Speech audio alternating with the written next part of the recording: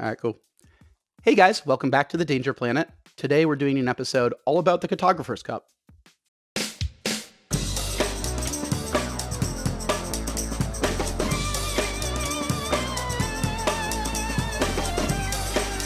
Welcome back to the Danger Planet, guys.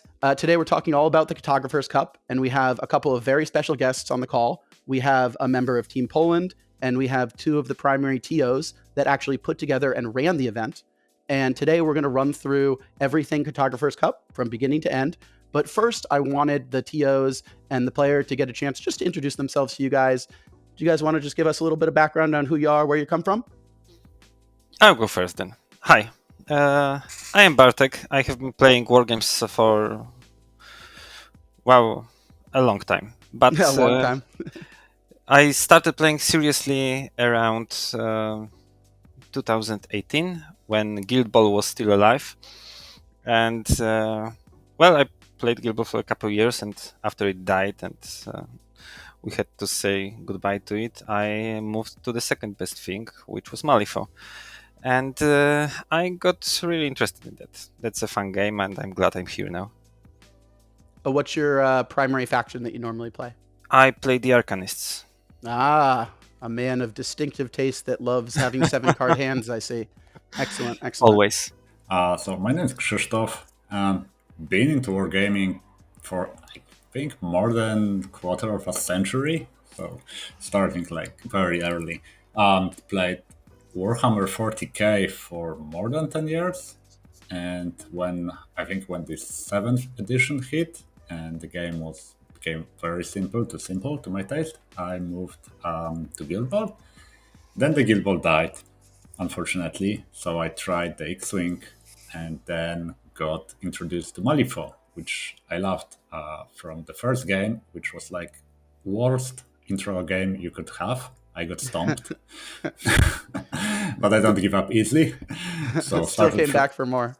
yeah, I came back for more. I chose Ten Thunders as my faction and played like maybe 20 or 30 games with Shenlong before I chose my second master. So it was a lot of clocking out, a lot of lost games, but I loved it and still do. Good. That's how it should be. And you're a Shenlong 1 aficionado, which means you're running one of the better masters, in my opinion, in the game right now. So congratulations. Yeah, that was a good choice. Yeah, it was a good choice. All right, we got one last one. Yeah, so my name is Wojtek. I've been in this hobby for about 20 years, more in the hobby side. I started with Warzone back in the late 90s. It was my first encounter with tabletop games. Then I was hooked on Lord of the Rings for a while, then got into War Machine, and eventually around 2011, I believe, I saw those amazing pictures of Avatar models, and they were released at the time, and got hooked up straight away. I loved the aesthetics. It was diversified, it was unusual, it was like nothing I've painted or seen before. I started with Guild. I know it's not the most honorable choice, but I really like Guild, that's fine. Yeah, I really like the sculpt of those first edition Death Marshals, but quickly made a switch to Neverborn, and Dreamer was my first choice then, and he's been my main master over past years. I had a bit of a break when I had 2 kids, so I didn't have much time for playing. Then got back around the beginning of 3rd edition and played a game of Dreamer, and I loved it. 1 week later, there was an errata, and he got nerfed quite a bit. Then the title version came out, and I was hesitant to even start playing it because I couldn't even figure out what the hell he wants to do. Once I had a few games in, I just loved it, and it felt like the most versatile choice that the Neverborn currently have. So Dreamer is my go-to master for sure.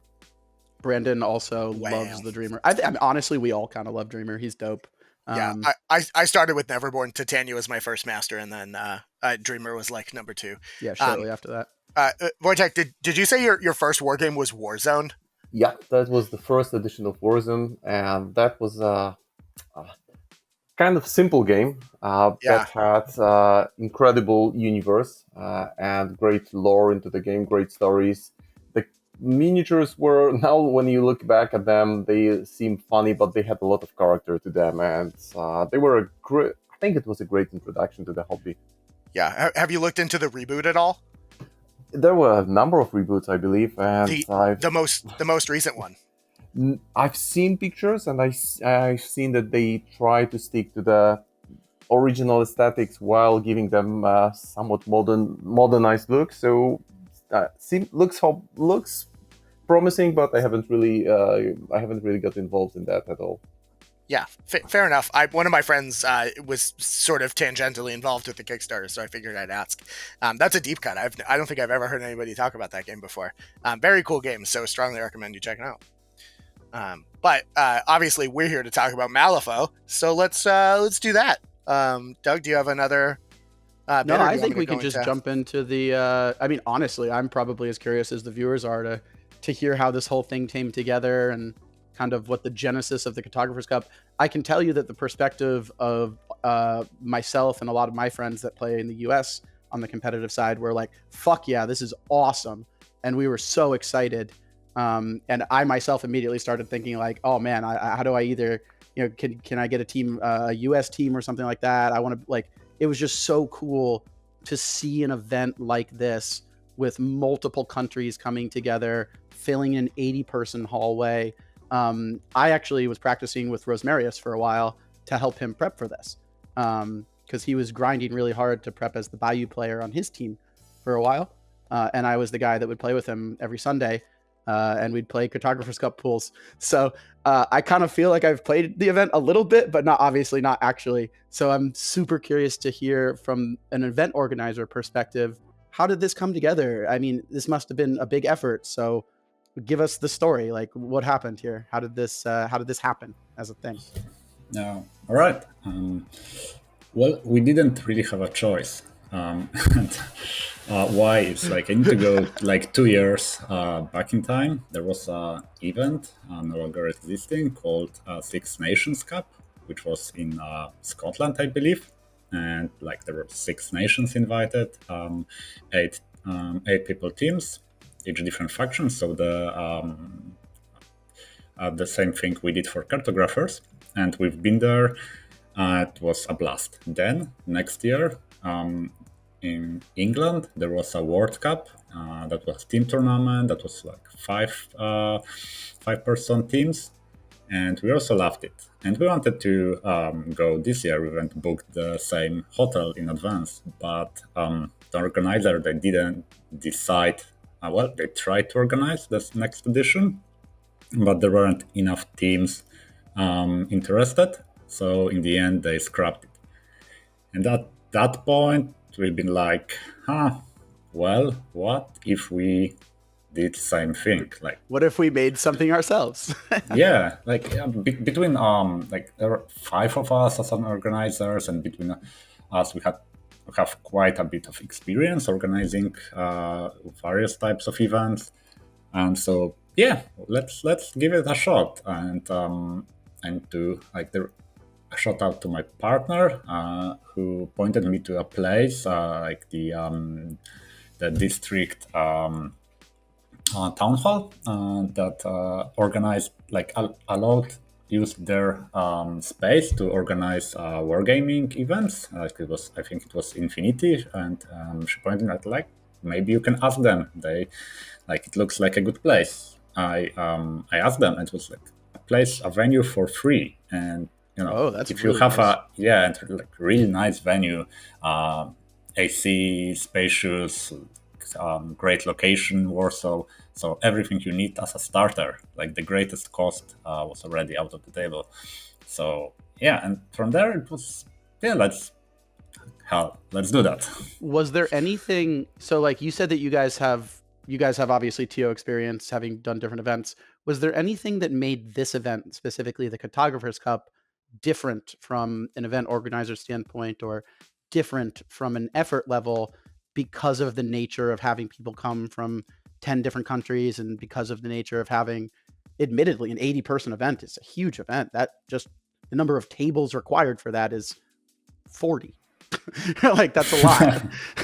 As a person who had to build and paint 25 of them for the Danger Planet GT, that's a fucking lot of tables. Like, well, what's the deal there?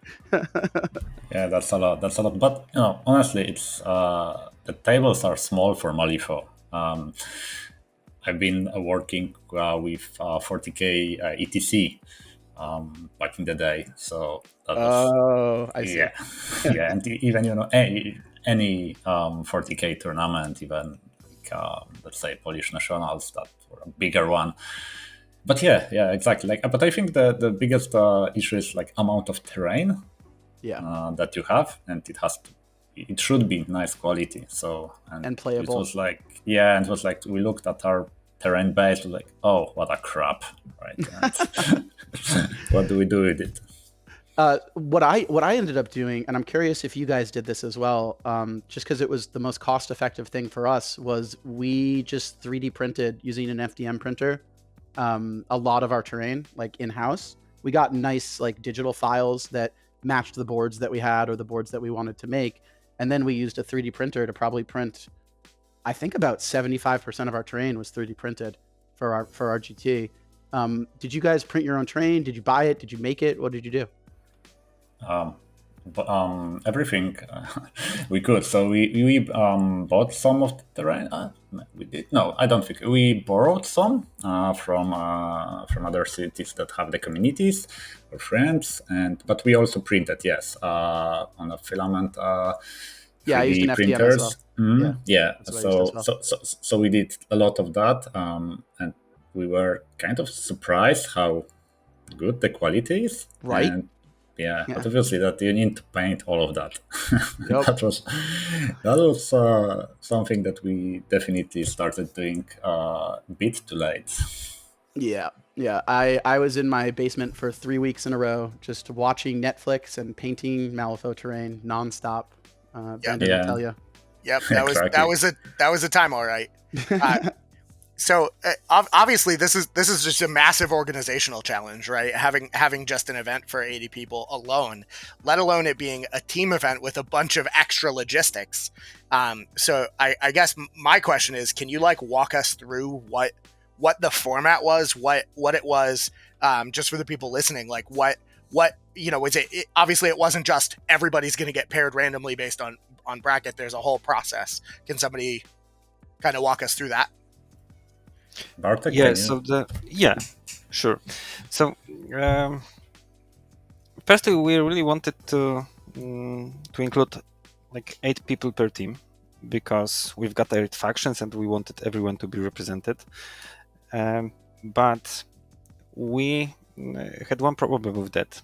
So if you go through team pairing systems, if there is an even number, it in fact means that the team that starts the pairings will have way more to say about the final look of the pairings than the other team, because you're doing in team A, then team B, team A, then team B, and the previous to last pairing is done by the same team that does the first one, and at this point the last pairing is also determined. So we wanted to change it up a bit. We came up with a system where one of the pairings is done in secret. So you just hide one player from the other team, and you don't reveal the player to the very end of the pairing system. So it was a little trick we did so that the pairings would be a bit more fair. We didn't want to make a single card flip decide who gets to dictate the pairings. One of the interesting things I thought about your format was, and you brought this up, it's an 8-person team and there's faction specialists assigned. So it created these scenarios where I saw people all over the Discords practicing specific factions that they might not normally practice. Like my friend Quicket was playing Bayou. I was like, why are you on Bayou, dude? He's like, I got to practice Brewmaster 2 for the Cartographer's Cup. And I was like, oh, okay. And it was really cool because I literally saw people kind of going out of their comfort zone to practice these faction specialties that they had never looked at. And some of these players are players that I really respect, that are what I would consider very strong players, but forced distinctly out of their comfort zone, which I thought was a really cool thing that you guys did. Was that intentional, or were you just trying to get representation across the game? We were just trying to get representation across the game, frankly speaking. But I think we've all noticed that there is the effect of people changing factions because they cannot find enough players to fulfill like the 8-player slots on the teams. I think Wojtek will be able to tell more about this because a lot of his friends on his team had to change factions in order to participate in the tournament. And learn on the fly, yeah. I watched that happen across the board also, and I thought that was really cool because there was people that were really enjoying kind of playing new stuff. And or why don't you tell me about it? I'll shut up. I'm a loud American. I'll put myself. Sure thing.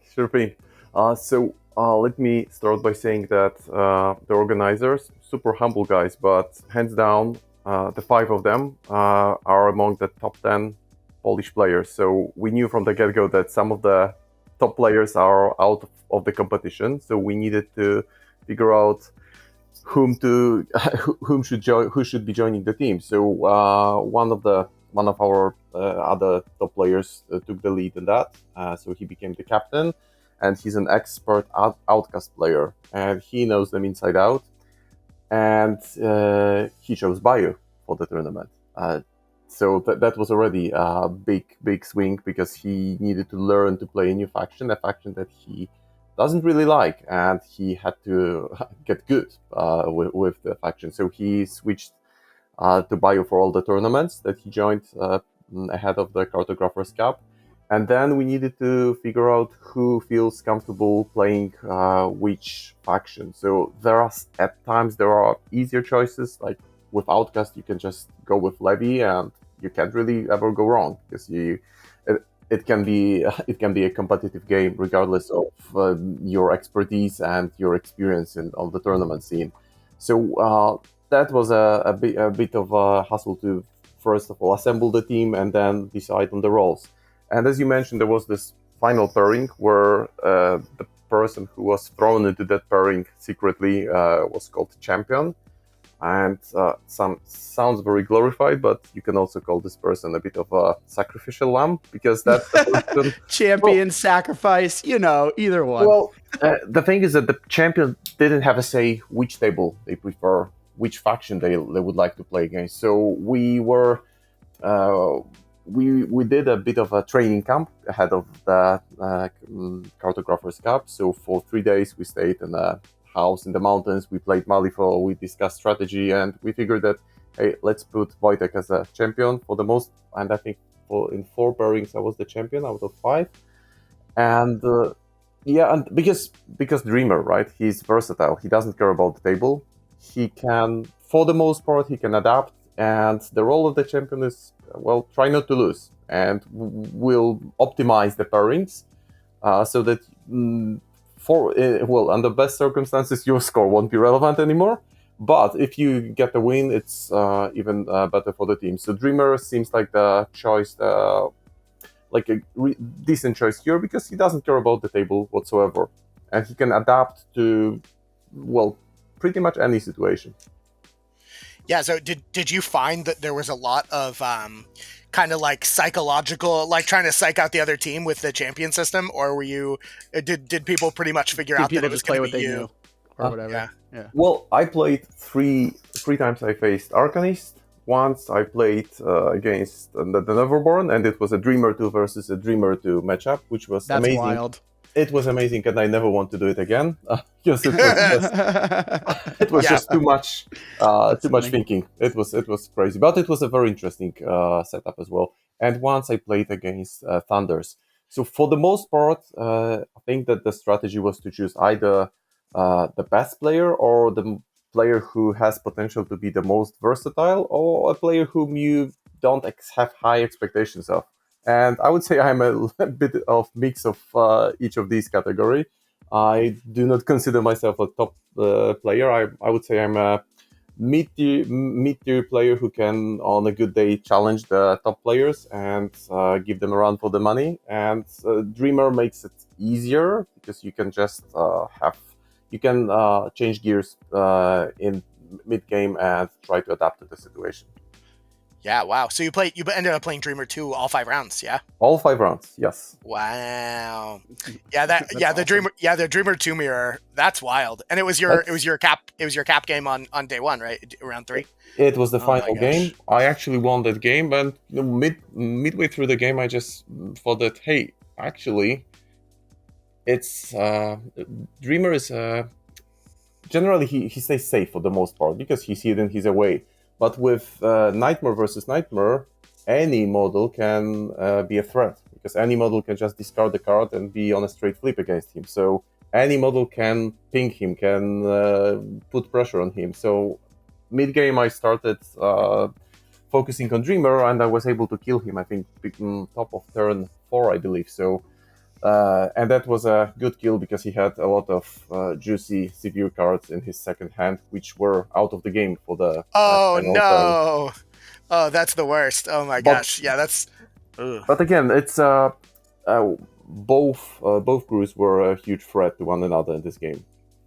Yeah, I can't imagine. That sounds like a lot of pressure. As the team captains were pairing, or the teams were pairing collectively, so you had a system where one player would get assigned to a table, and then the other team would present 2 options for them to play against, and it was the first team picks, and then you swapped that position back and forth. Yeah. How did you decide who picked first? Was it record based or was it randomized? Oh, you had to play rock paper scissors. Best of 3, right.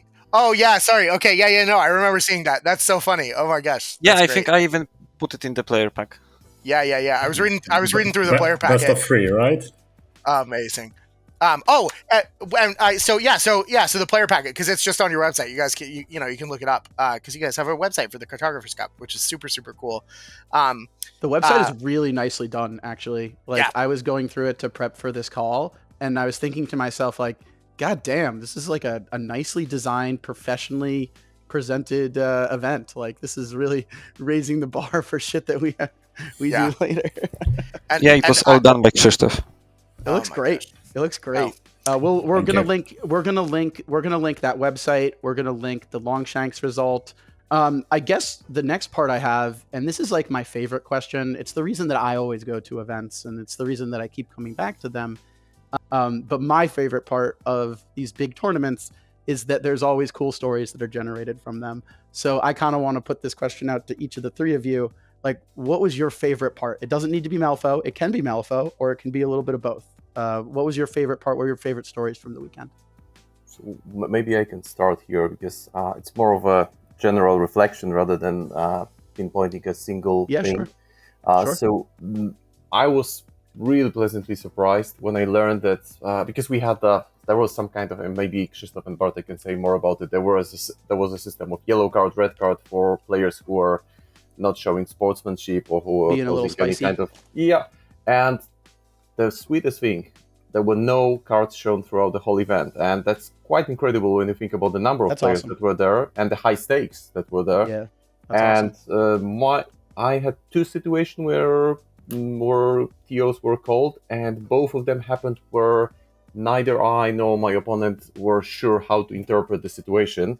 So we asked the TO to come. They ruled the situation, and we just carried on playing, no hurt feelings. And that's the kind of atmosphere that resonated throughout the whole event. And just the kind of situation where I called the TO were a bit of unusual situation where Dreamers you just needed a literal rules understanding. It wasn't a conflict. It was a small thing. Like, you have this attack on Dreamer, Pure into Dreams, and you remove top 5 cards and place them back in any order. You discard 1. So my opponent at the moment where I attacked had 4 cards in their deck. So we just asked the TO, hey, do we shuffle and draw 1 more card, or do we take the 4 from the top?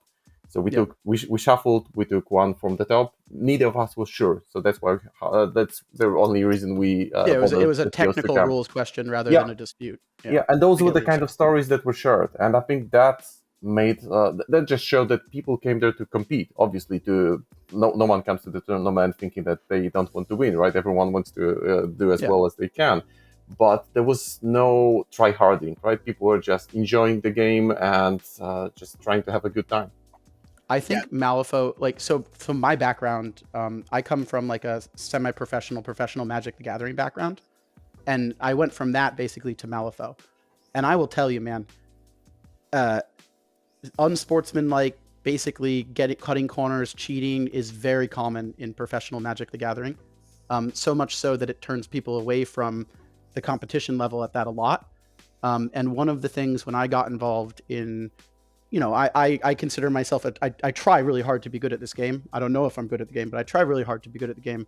And one of the things that I was pleasantly surprised about when I started to enter Malifaux tournaments was the community, even at the competitive level. And everything that you just said, I totally 100% agree and mirror that sentiment. And I was genuinely so happy to be a part of a competitive gaming community that while you show up to want to win the event, and everybody here wants to win the event, no one here is going to do that at the cost of sportsmanship or the cost of everybody having a good time, right? And that has been consistent for me. And it's just so fucking cool that permeates not just the US scene of Malifaux, but competitive Malifaux across the landscape. And I think that that's something that makes our community really cool and different from, like what I would consider the competitive 40K community or the competitive Magic the Gathering community, for example. I think you're 100% right. Yeah, that's such an aggressively Malifaux thing. It's ridiculous. Yeah, it's awesome. So one of the things that I often find myself doing at events is doing the TO bit where I don't get to play games. So I'm really interested to hear Krzysztof and Bartek what you guys have for your what were your favorite bits from the weekend? I think I had 3 of them. Ooh. Yeah. So the first one was having a beer when we wrapped up everything on Sunday, and I was back home. Yeah, I bet. The other was the after party on Saturday evening when I met a player like Timmy from Germany who we played a lot Guild Ball like in the day, and we drank a lot and enjoyed these after parties. Yeah, and that one was and Quickit was there as well, and I ended that evening by running away from Timmy, who said like, fuck it, like maybe this bar is closed, but we go to the next one. And I was like, no, man, need to run the tournament tomorrow. And I need to wake up and run the tournament. It was like 2 a.m. So but it was awesome. Yeah, the evening was awesome. And the third part actually is because I'm kind of a hobby police for this event, and I was doing all the proxies. I have a follow-up question for you when you're done with this. Yeah, all right. So so we asked people to send 4-day proxies because with Malifaux Madness and all these books that doesn't have all the models released, there are a lot of proxies. So I really wanted to not have crappy models on the tables. I wanted to everything resemble what they stand for, and I had a lot of experience from 40K mostly that people, like, if you don't kind of enforce it, they will cut corners a lot. And in the end, like, there was like a lot of people complained a bit about that, but in the end I didn't spot anything that was really like far from what it should be. Like, there were some things that that like missed the bar we set, and maybe that weren't even sent for approval. But in the end, there was like few of them, and I was able to tell what this model is. So I'm super happy with that part. I had a guy one time who took. We were at a Warhammer 40,000 Youngbloods event, so it was you had to be 18 or under. So there was sometimes proxying, and the kid, it was after Halloween, and the kid brought candy and proxied units like Space Marines as Butterfinger bars and stuff. And then I was like, no, you can't do that. Wow. And that's what I was thinking of the whole time you were saying this. Yeah, exactly. I didn't want to see that on the table. Yeah, you didn't want candy bars as 9 Soulstone beaters. My Butterfinger flips a red Joker on your Snickers bar. You didn't want to deal with that. No, I guess I would just pick that model, eat it, and Yeah, and move on. Yeah, that's fair. Yeah, if the TO eats your model, I'm pretty sure that then he dies. He counts as slain. So I saw in the packet that you guys were cool with translucent models, but no day glow. What gives? Yeah, I guess the day glow is more like you put a primer on your model and it will look the same way. And translucent is distinct enough to be seen as something that that is not just primed model. Yeah, fair enough. I have the Dayglow Chompy Bits that's bright pink, and he's my favorite. He loves he's asking to defend his bright pink Lord Chompy Bits model right now. If it's helpful, he's based adequately, and also I applied a glitter coat to him, so he's extra shiny. But maybe glitter coat would do that. If in doubt, you can always, you could always send the pictures to our email, and there were edge cases, and everything was, ruled case by case. So, yeah, amazing. How do you know how many overall interactions you had in that regard, where people were sending images for approval? With 80 players, it had to have been. Yeah, it had to have been a lot with 80 people in the event, right? Because everybody probably has at least one proxy, maybe.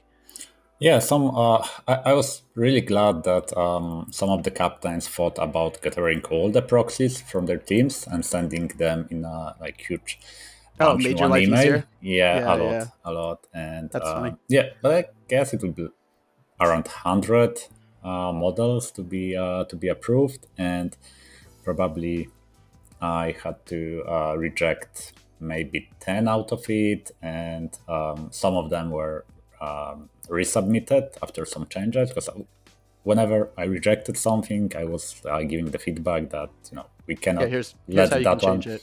Yeah, and no, because maybe Nicodem is dead, but you cannot play him as this or that, because otherwise we could have 5 Nicodems doing standing in for 5 different models. Yeah. But just to be clear, they should bring Nicodem back. I love that guy. I never got to play him. I only started in M3. I would love to play Nicodem. Me too. Yeah, he can get a line behind Lilith and Kalodi. Thank you. I'm still waiting for Ramos. So Ramos is fine. So Bartek, what was your favorite moment from the weekend? Or moments? I think. Well, I cannot say for everyone, but I know that some of us were very stressed about the event. We knew that a lot of things can go wrong. We had a feeling that some stuff could have been prepared better, and we were really stressed. But after the first round started, we realized that everything is running smoothly and nothing is on fire. People are happy, and maybe we don't have to be stressed anymore. Maybe this actually can happen. And I think this was the first moment in weeks that I could take a deep breath and realize relax. Relax. The hard stuff is over. I think from now on we're good. We don't have to. It didn't show anymore. that you were stressed. I was hella stressed, dude. That's a good sign. Yeah. So I guess I just have one more sort of organizational question, and it's more so, I guess mostly maybe because you guys are in Europe and we're in the States, but so one of the things that I am very, very, very few in US Malifaux events have the experience of judging in a team, right? So you guys, obviously you had a team of 5 TOs for the event that were there, I assume, for at least some part, if not the whole weekend. Did you guys have like a judge call, like override procedure, or any sort of like appeal process if there's something going crazy, or did you guys talk about sort of the ramifications of, like, is there a head judge and then like a, you know, a sort of a hierarchy, or did you just kind of handle things as they showed up, whoever was closest? Most things were handled by the closest judge. The first one to catch the incident was to go there and check what's up. Yes, we did have a head judge. Rafa was appointed the head judge, but whenever there was a more difficult judgment to take, we made sure that it's never taken by one person. Yeah, so you had double coverage basically for most of the time. Yeah. I mean, awesome that you didn't have anything crazy come up too, but was that sort of something that you guys really factored in your planning process, was to try to sort of have more than one coverage for pretty much everything the whole time? Well, I think that for most of all of us were in the both days, and we tried to organize in a way that there would be at least 3 people all the time in the venue. So we just took shifts when someone wanted to go have a lunch or break. So there were always like 2 or 3 people ready and going between the tables, looking if someone needs our help. Yeah, very, very cool. That I think that's a side of the TO gig that a lot of we're kind of the Wild West out here, because we have a lot of events, but a lot of our events are like capping at 30 or 40 people, right? We just don't have 80 is much big, maybe almost double the size of what I would consider a big event in the US, and you just took that number and doubled it. So that's a huge event from my perspective, especially for competitive Malifaux, honestly. Yeah, you're right. Like, I think we started with 64. We wanted to have 8 teams, and then there were questions that maybe you can accommodate more. And we actually Bartek was using AutoCAD to prepare layout of tables and to check how that's many. That's how you know we're nerds, is when you're using AutoCAD. when you're in AutoCAD and you're like, hey Bartek, can we accommodate more teams? And he's like, let me bring up the AutoCAD schematic. That's how you know we're all nerds, regardless of country of origin. Exactly. Yeah. And then that was like, we decided on this 10 teams and was, oh fuck, we need 40 tables. And it was like, that was, I think the biggest Malifaux event in Poland previously was around 35 or something. So yeah, that's huge. Even for our like the 40k tournaments are of course bigger, and there are like X-Wing and other stuff is bigger, but for Malifaux it was big for us. 80 is a lot, not just for you, for the global economy of Tournament Malifaux, my man. That is probably the biggest event that'll happen IRL this year across the world, I'd bet, if I were to bet it. I think this is a great transition point. So thank you guys for sharing your experience. Thank you for giving us context. And honestly, thank you for making this a reality. I was just excited to follow along and watch it, and even more excited when I saw it was successful, and I was so happy for you guys. Brandon and I can commiserate with you at a deep, soulful level about all right, nothing has gone wrong, everything is okay, we did it type feeling, because he and I had that when we did our GT a couple months ago. We looked at each other around day 2, nothing had caught on fire, and I looked at him and I just said the words out of the blue. I just said, are we good? And he's like, yeah man, we're good, we did it. And I was like, all right, cool. And then we fist pounded and we knew the world was no longer on fire. And I'm sure that was a beautiful feeling for you guys as TOs. So congratulations on an awesome event. You guys really did some fucking cool shit here. Thanks. My last question, just to kind of wrap everything up, is now that you've done it, it's been successful, you did an awesome job. Do you guys have any thoughts about what you would want to do if you were to do it again, or things that you're looking forward to for maybe a next version, or is there anything you would have done differently? And also from the player perspective, is there anything from like a closing thoughts perspective that you would have? And that question is to all 3 of you. You can take it in whatever order you want to take it in.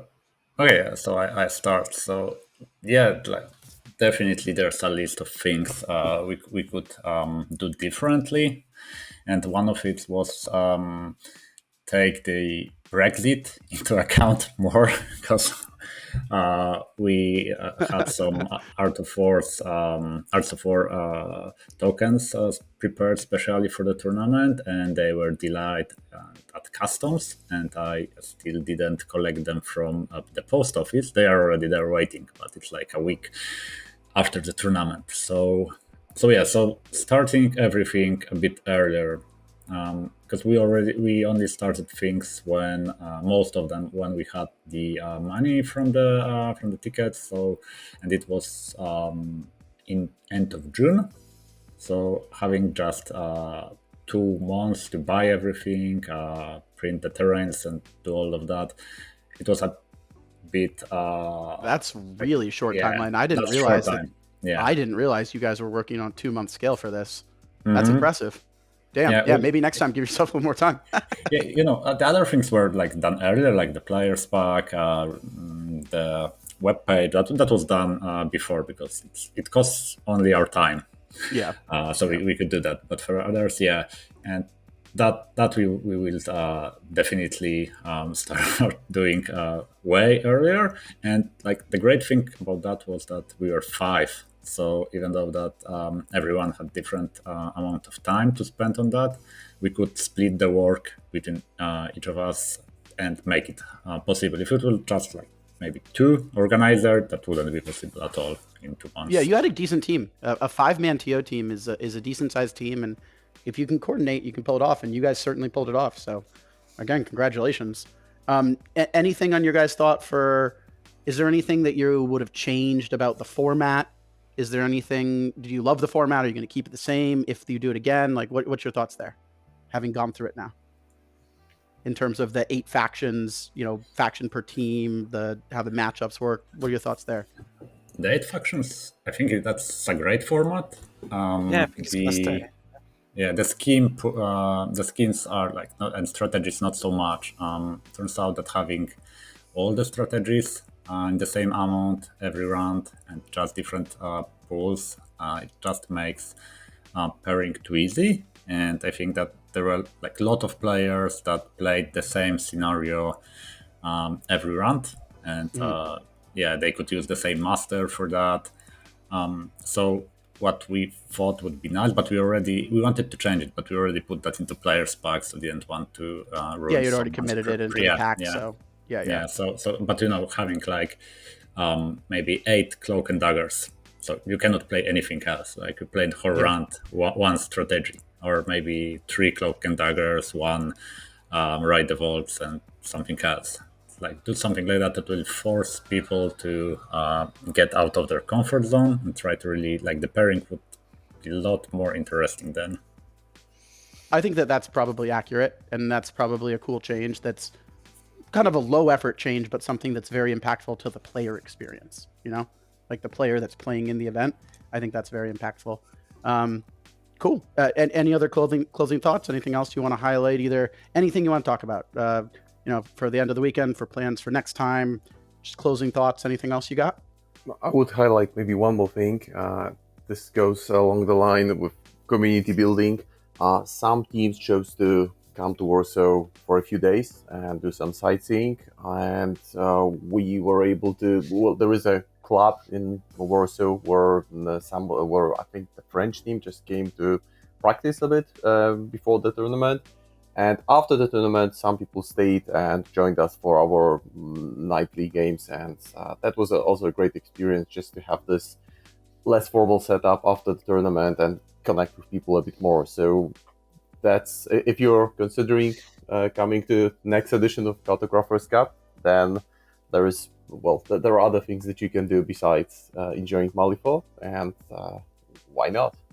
And is the plan to generally keep the Cartographer's Cup in the same location for now? There will be next edition, Wojtek. Well, fingers crossed. Just kidding. Crossed. Yeah. When the dust settled, it was like, yeah, that's a great event, and if everything goes right, at least like, I don't know about Bartek, but I would like to make it again, make it better. But when it comes to location, I think like at this point, we share the feeling, or at least most of us, that 10 teams are like good number, like for both for the tournament itself and for the organization. And we already have a great venue, and we cannot put more teams there. So Yeah, size restrictions are real. Yeah, especially and for 80 people. Great location so far. So we'll be putting a lot of thought in that if we want to change it. So there are a lot of pros of doing that. We'll see what the how many teams would like to come, and if there are other nations, because definitely would have to start with having one team each from each country that wants to come, and then get more Polish teams like we had this year. But we'll see. I think that's like too early for that. Is the general plan to maintain the website, the cartographerscup.com website that we were talking about, and kind of push notifications through that as they pop up, basically? Didn't think about that yet, but yeah, that seems like a good idea. Just adding. You're like, sure, why not? yeah. Like I don't want to commit, you know. Yeah, fair enough. Fair enough. Understandable. I think but we will it's also. already there. I think we also opened the Discord for public, because for now on we only invited the captains to our Discord, so that would make our communication a bit easier, because we would have to talk to 10 people, not 80. But we've got some feedback that not everyone got each message. So I think if we were to do it again, we would open the Discord to the public. So a lot of information will go through the Discord. And by that you mean the player base, each of the active players. Yeah, that makes sense. Cool. Again, this was great, guys. Thank you for coming on. Any other closing thoughts? Anything else that you want to highlight from the weekend? Anything else? Just one, I think. Sure. Yeah, go on. If I may. Yeah, we did a survey of the players' satisfaction, and we made it like as an entry to the raffle. So almost every player gave us their answers, and because they wanted the raffle prize. Yeah. So that's like that. I think that like shameful plug, like that's like that's my idea, and I'm really happy with that. But like I looked at these answers, and I think that most of it was 1 to 4, when like 1 the worst, the 4 is the best, and we had in most categories we got scored a lot of 4s, like I would say 90% of them, and there are just a couple like table aesthetics, because we still had a lot of old terrain that we want to replace, so that was like a bit lower on average. But I saw that most, or if not every player, was really satisfied of the event, so that makes me happy. Yeah, that's awesome to hear, and it's probably very fulfilling to be like, because it's kind of like your guys' baby in a way, and it's a lot of effort. So to see people say, "Yeah, I had a great time and this went well," is probably really nice to hear as the event organizer. Cool, Brandon. Any other closing thoughts here, my man? Yeah, I mean, if I may, maybe. Oh, please, yeah, of course. Thank you very much. Before we go, I think it's the first time I've got a chance to like speak publicly after the event, so I would like to thank everyone for coming. I mean, it was fantastic, but it was fantastic thanks to the players, and I want to thank everyone for coming. I want to thank our sponsors, the people at the town hall. They probably won't hear it, but the town hall really helped us, and so did the Wyrd games. We got a lot of stuff from Wyrd, and we were able to hand it out to the players as raffle prizes. And I was really happy to like receive this positive enforcement from the people, seeing that we did something that the others liked. And I met a lot of new people. I met some old friends. It was really cool. Thank you, guys. Yeah, and that's what wargaming is all about, dude. Like, being competitive and like flipping cards is fun, but for me, I think the human element is the most fun. Like talking to guys like you about the event that you did and hearing war stories about friendships old, renewed over beers and Malifaux cards. It's great. Like, that's why I do this thing. That's why I spend all my time and energy from a hobby perspective doing this, like, for those moments and stuff. So it's awesome to hear. I'm super glad that you broached the Wyrd topic. I was going to ask, but I didn't want to sort of put them on the spot. But they're so helpful to us in the U.S. Side of things. Obviously, they're local for us, but relatively speaking. But I'm glad that they sent you stuff. They're such a cool company, and they love supporting this sort of stuff. So that's not at all a surprise. And I gotta say, ultimately, the thing that I think comes most to mind is that it only costs about $450 to fly to Poland from Boston. So, if you guys have any advanced information on when Cartographer Cup 2 happens, we'll get our. We'll send you an invite. Yeah, send us an invite. Let us know. we can represent the nation of Danger Planet. We can, we'll be the first international, it's a whole planet. interplanetary planet, guys. team, right? It'll work out. I believe in this edition we had a total of 14 nationalities represented, so the more the merrier. Amazing. Yeah, if something like this happens again, we, at the very least, we're gonna get a GoFundMe together to send Nathan Linder over to Poland. You can't keep him; you do have to give him back when you're done. But we'll see. I'm really looking forward to this. This sounds super cool, and I would love to come. We've talked about trying to crash UK Nationals a couple times because they said that they wouldn't. As a former colony, it's okay. We could compete, but this is so cool. It's so cool to interact with people. From so far away and see what's going on and how thriving and alive the game is.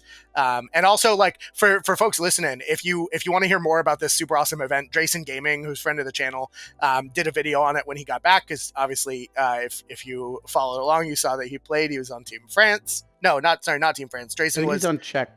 The Czech team. Yeah, Team Czechoslovakia, who came in third, right behind Team Poland, it sounds great. He had a great time. Everyone that we've talked to or heard anything about thought that this was an amazing event, and I'm just more than anything else sad that I missed it. We gotta come out, Team USA, Team Danger Planet. We gotta do it. I think we try to represent the first intergalactic team, right? Like the first intergalactic team. We're representing a whole planet, guys, not just a country, right? So, anyway, thank you guys for coming on. This was awesome. We will make sure to stay in touch with you gentlemen as part of the Cartographer's Cup representation. And if and when another one happens, we would be more than honored to have a chat about it post-mortem. So thank you guys. Thank you for coming on. Or thank you for being awesome. And thank you for making sure that the Malifaux scene continues to thrive all over the world. You guys absolutely kick ass. So thank you. Thanks for having us. Yeah. Thank you. Yeah. Amazing. There's one last part. You guys have to say goodbye to the internet. We always say goodbye to the internet at the end. The whole internet. Goodbye to the internet. Go ahead, guys. Say goodbye. Otherwise, the internet will have its feelings hurt. Goodbye to the internet. Goodbye to the internet. Or we can actually say it in Polish, like dobranoc internet. There we go. That's way better. Do zobaczenia w internecie. All hail the Glow Cloud. Awesome. Thanks, guys.